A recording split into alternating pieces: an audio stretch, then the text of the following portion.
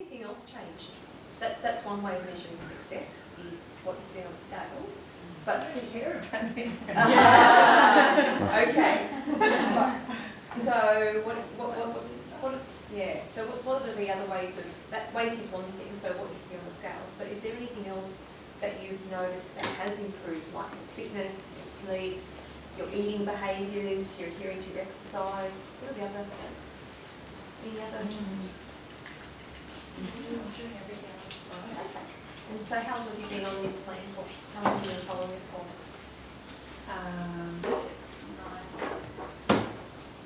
And I've lost everything. Oh, so you have lost weight. I just thought you had No, lost weight. it's my second week in a row of just exactly the same. Okay. So how much weight, do you mind me asking, have you lost since the 9 weeks? Right, that's a lot of weight. Okay. So we talked about weight loss before.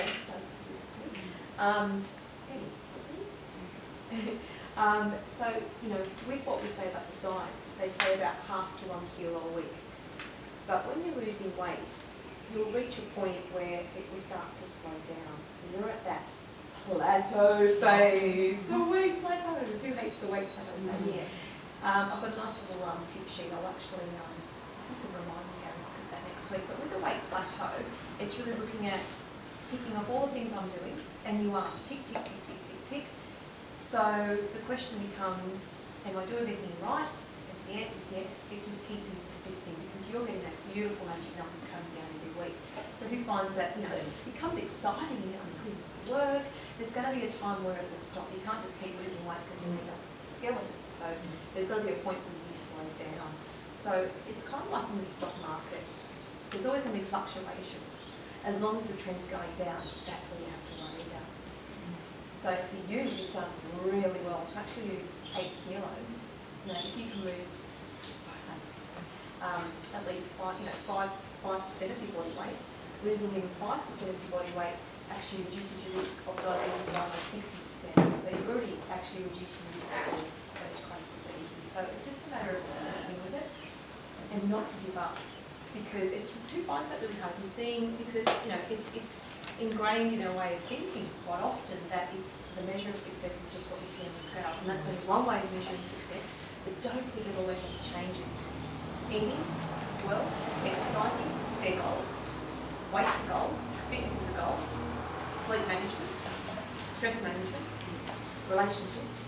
They're all things that all help with the whole thing. Does that make sense? So the question becomes, because we talked about thinking last week, what do you have to say to yourself in order to keep persisting and believe that it is working? So I'd like you to tell me. No, you tell me, and because you learned this last week, I can't tell you what you need to think, but it's your own belief. Remember we talked about helpful thinking, unhelpful thinking, and helpful thinking last week. If you think in an unhelpful way, what's the point? I'm not seeing any success. How does that impact on your behaviours? Okay, so remember we talked about the triangle of how you think affects how you feel and what you do. So if you go, oh, what's the point? Then that can impact on your healthy behaviours. So what you've got to think to yourself is, what could I say to myself to help me believe I can do this and keep persisting? So for some people it's just keep going, you will see results. Other people just say, look, pull your finger out and just keep going with it. Don't think, just do. Or some people start to track other successes. I'm getting my appetite back when we talk about appetite. They actually feel normal. Some people say, now I know when I'm hungry and I know now when I'm full. Some people say they've got better energy. But don't always just rely on the scales. That's important, but don't forget all the other changes you are making in your life as well. So you've got a nice a way of thinking that you believe that will help you persist. What has helped you in the past? Quitting hasn't helped in the past, so I guess this is Aha, I like it. So quitting has been a strategy before, and it hasn't worked. So as Dr. Phil says, how's that working for you? It ain't working quitting, so maybe do not quit. Do you hate quitting? Are you a intrinsic person? Not really? Well, maybe it's a chance to show that, you can try the opposite strategy. You've done so well, 8 kilos, that's huge. Yeah, that's massive. 8 kilos in 9 weeks. very, very hard. Oh, yeah. Do you know what, I said this at the first, and people don't like to hear this because this is about the hair root or the tortoise root for weight loss. So the hair root loses weight really quickly. You're always losing weight quickly. I see that as quick weight loss. Scientifically, it's actually healthy. The tortoise root is looking at about 1 kilo a month. So that means that you don't see the results as much, maybe 12 kilos in a year. But when you think about it with this research, on average, you might lose a lot of weight quickly, but then it might be half a kilo a month, then maybe half a kilo every 2 months. But on average, the people who lose 1 kilo a month, on average, are the ones that keep it off long term. So you've got to slow down, but it doesn't mean you're failing. You're still losing weight. That makes sense? Yeah. So you might have to think of something to remind yourself that you're doing that. Anyone else feel like that at the moment, or did anyone go away and really think about helpful ways of thinking from last week? No, I went away. Sorry? I went away last weekend and just had a bad weekend. But I've been really good this week. But you got back on track. I put on weight, but I've lost. Yesterday I was back to where I was before. So that was my aim. Okay, go away, have a bad weekend, but make sure you're back by the end of the week. Yep. So it's not small lapses that fail, it's the full-on relapses. And how often do we have a little lapse and we think, I've blown it, it's completely gone out the window. It might be just a small weekend and to get back on track. That's the make or break. Do you get back on track sooner rather than later? So that's great. So any other sort of questions from last week? Because today we're going to talk about metabolism. It's one of the hot topics. I hear about it a lot. One thing I heard about myself, I had a look at the video. Oh, did you? Last week, right. yeah. But one thing I learned about myself is that if I don't have support, I won't do it. Wow, that's a nice. I just will go back into why bother.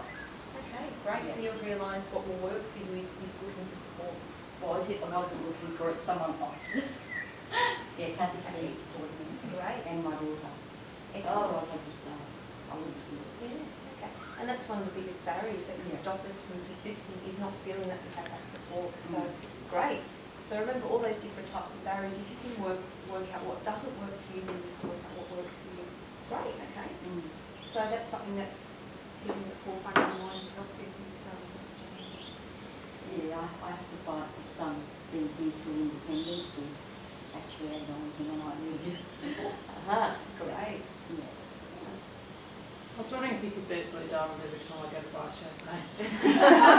What was that? On Sunday, that was like my 4th social thing that I'd been around people drinking. I hadn't had a drink all weekend, and I thought, you know what, I'm just going to have champagne. I'm just going to have one. I'll really enjoy it. Yeah. And I went to go to the bar and there's Rebecca sitting there, and I went, that's a sign. Oh, that's That's a sign. Oh, you looked at me funny because I'm like, hi, Elise. Yeah, and I'm like, hi. Did you see what I was drinking? I had a martini. It's not like I think you're a big, witch, but it was just a sign to me. Big Brother's watching you. Last week, next week. Oh, I did see a lot of clients actually. Everyone was going, oh, and they sort of thought out, went, oh, yeah, how are you? I'm going, oh, wow, that's good. That made me go and have a gin martini.